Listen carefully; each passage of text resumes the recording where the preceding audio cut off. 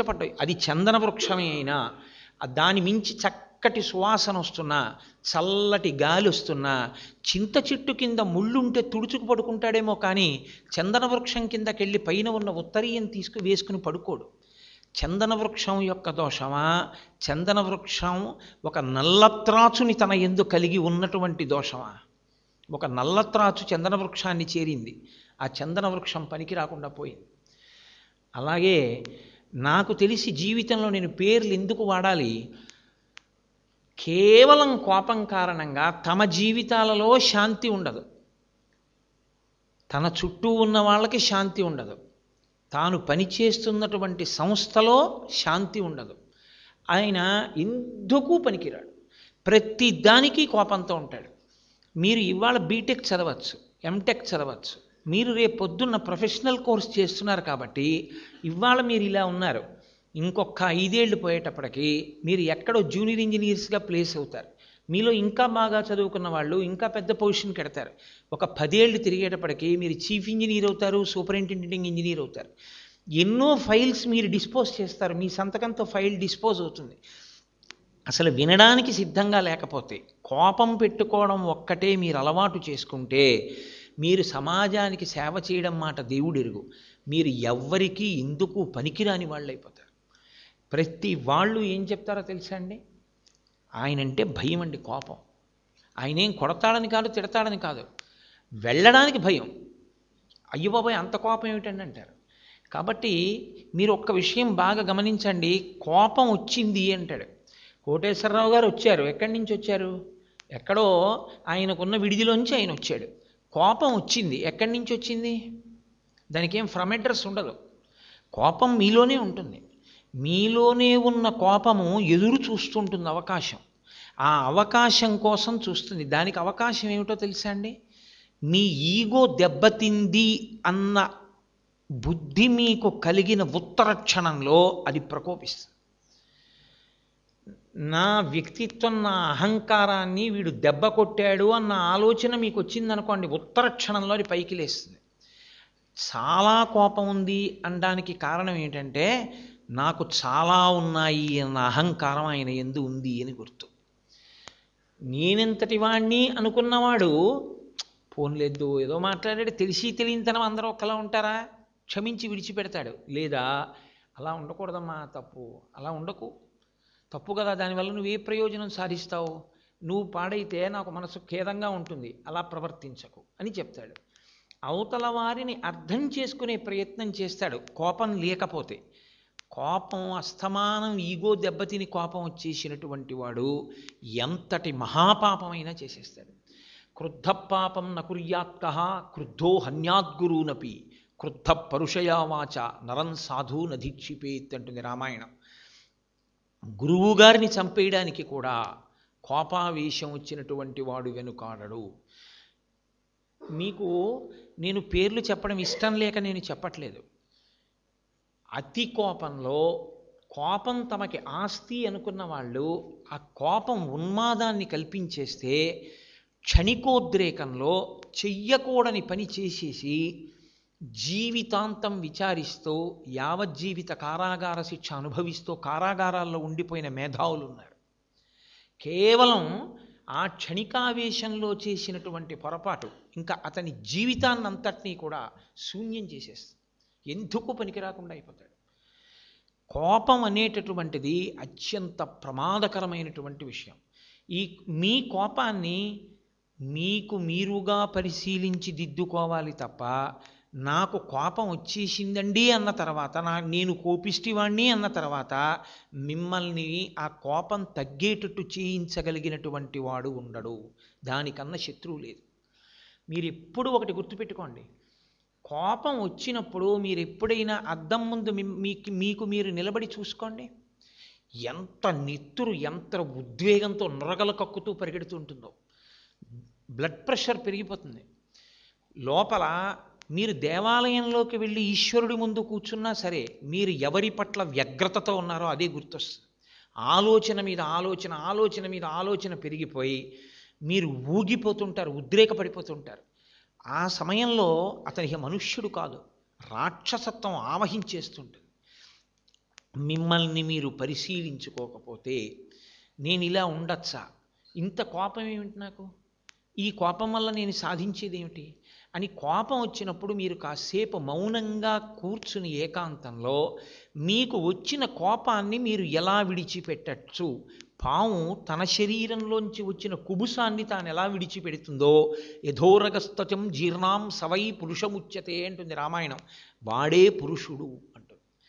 పాము కుబుసాన్ని విడిచిపెట్టినట్టు తన కోపాన్ని తాను పరిశీలనం చేసుకొని కోపాన్ని విడిచిపెట్టగలిగిన వాడెవరో వాడు దేశానికి సమాజానికి పనికొచ్చి తీరుతాడు. మీకు అందులో సందేహం ఏం లేదు. ఎందుకో తెలుసా అండి, 10 మంది అతనితో మాట్లాడగలుగుతారు. 10 మంది మాట్లాడగలగడం అన్న విషయం వచ్చేటప్పటికీ అసలు కోపం అంటూ లేకపోతే మీరు ఇంకోళ్ళ మాటలో ఉన్నటువంటి సత్యాన్ని మీ అభిప్రాయం కన్నా వాళ్ళ అభిప్రాయంలో ఉన్నటువంటి ఔన్నత్యాన్ని మీరు నిష్పక్షపాతంగా పరిశీలనం చేయడం అలవాటైతే మీ యందు ఒక సుగుణం అలవాటు. ఓ, నేను చేసిన ఆలోచన కన్నా ఇతను చేసిన ఆలోచన చాలా బాగుంది, మంచి మాట చెప్పాడు, సో మనం ఇది ఆచరణ చేద్దాం అని, బాగుందోయ్ నువ్వు చెప్పిన ఆలోచన చాలా బాగుంది అలా చేద్దాం అని మీరు అనగలిగితే చాలామంది మీకు ఏదైనా చెప్పడానికి సిద్ధంగా ఉంటారు. మంచి ప్రణాళిక మీకు అందడానికి అవకాశం ఉంటుంది. ఇవాళ అసలు ప్రణాళికాబద్ధమైనటువంటి జీవితం కానీ ప్రణాళిక నిర్మాణంలో కానీ ఇబ్బంది ఎక్కడ ఉంటుందంటే, అసలు ఎవరు ఫీల్డ్ స్టాఫ్ ఉంటారో, అసలు నిజంగా కష్టం సుఖం అనుభవించేవాడు ఎవరు ఉంటాడో వాడితో ఇంటరాక్ట్ అవ్వగలిగినటువంటి స్వభావం టాప్ ఆఫీసర్స్కి పోయింది. వాళ్ళు కింద వాడితో మాట్లాడరు. ఎందుకు మాట్లాడరంటే ఈగో. నేను మీతో మనవి చేశాను కదా, అతనితో మనం అతన్ని మనం అడగడం ఏంటి. కాబట్టి ఈయన ఏసీ ఛాంబర్లో కూర్చుని ఏది నిర్ణయిస్తాడో అది అక్కడ జరగాలనుకుంటాడు. కానీ అది అక్కడ చేయడం ఎంత కష్టమో నిజంగా చేసేవాడి కోడికే తెలుసు. చేసేవాడితో ప్రణాళిక రచన చేసేవాడు మాట్లాడ్డాడు, ప్రణాళిక రచన చేసిన వాడు చెప్పినది ఆచరించడం సాధ్యం కాదని కింద పనిచేసేవాడికి తెలుసు.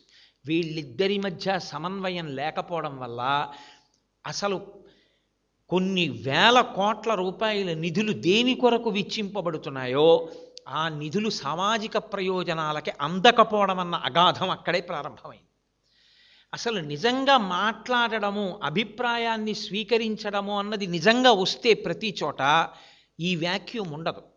చాలా ఫుల్ ప్రూఫ్గా ఉంటాయి ప్లాన్స్ అన్నీ కూడా. భవిష్యత్ తరాల్లో మీరు రాబోయే కాలంలో గొప్ప అధికారులు కాబోతున్నారు.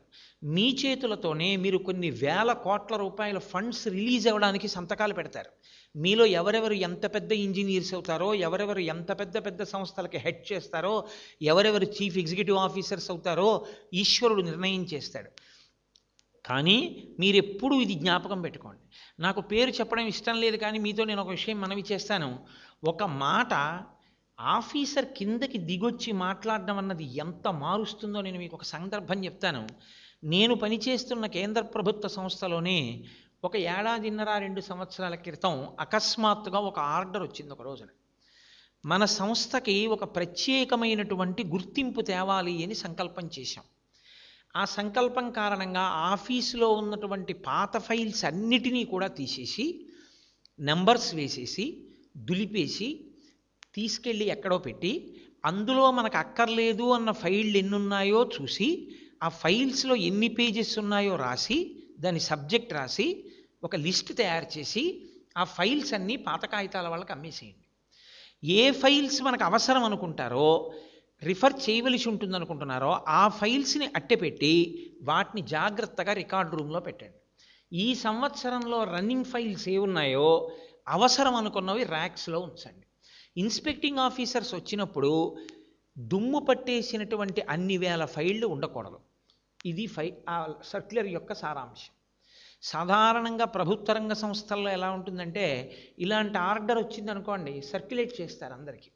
వెంటనే స్టాఫ్ దాన్ని చదివి వెంటనే ఎలా రెస్పాండ్ అవుతారంటే, ఈ దుమ్ము ధూళి ఇవన్నీ ఎవడు దులుపుతాడండి, దగ్గు వస్తుంది, పరిచయం పడుతుంది, ఇన్ని ఫైళ్ళు ఇప్పుడు మనం చదివి ఈ పాత ఫైళ్ళన్నీ ఇందులో ఏవు పనికి వస్తాయో ఏవు పనికి రాకుండా పోతాయో మనం చేయగలమా, మన వల్ల అయ్యే పనే.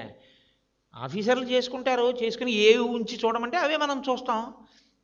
క్యాజువల్ లేబర్ని పెట్టమనండి, ఆ లేబర్ అంతా దులుపుతారు, కావాలంటే దూరంగా ఓ కుర్చీ వేసుకుని ముక్కుకో రుమాలు కట్టుకుని పునః ఫైల్ పనికి వస్తుందో రాదో చూసి పక్కన పడేస్తానంటాడు. నేను ఆశ్చర్యపోయింది ఎక్కడంటే నా జీవితంలో, మాకు ఆ సమయంలో కాకినాడ డిస్ట్రిక్ట్కి అధికారంలో ఉన్న ఆఫీసరు మీటింగ్ పెట్టారు. మీటింగ్ పెట్టి ఆయన మాట్లాడింది కేవలం 5 నిమిషాలు మాట్లాడారు. ఆయన అన్నారు, మనకి ఇలాంటి సర్క్యులర్ వచ్చింది, నాకు తెలుసు ఇది చాలా కష్టమైన పని, మీలో అందరూ 50 ఏళ్ళు దాటిన వాళ్ళు, ఇప్పుడు మీరు పాత ఫైళ్ళన్నీ దులిపితే మీకు అనారోగ్యపరమైన సమస్యలు వస్తాయి, కాబట్టి ఇబ్బంది కలుగుతుంది. కానీ నేను ఒకటి చెప్తున్నాను, మన ఇల్లు బాగా బూజు పట్టేసి ఉంటే ఏదో ఒక సందర్భంలో ఇంకా కూతురు పెళ్ళి వస్తోంది అన్నప్పుడు తప్పదుగా, ఇల్లంతా దులుపుకుని సర్దుకోవాలిగా. నేను మిమ్మల్ని చెయ్యమని అడగను, నేను ఆఫీస్ ఆర్డర్ వేసి మిమ్మల్ని రమ్మని అడగను.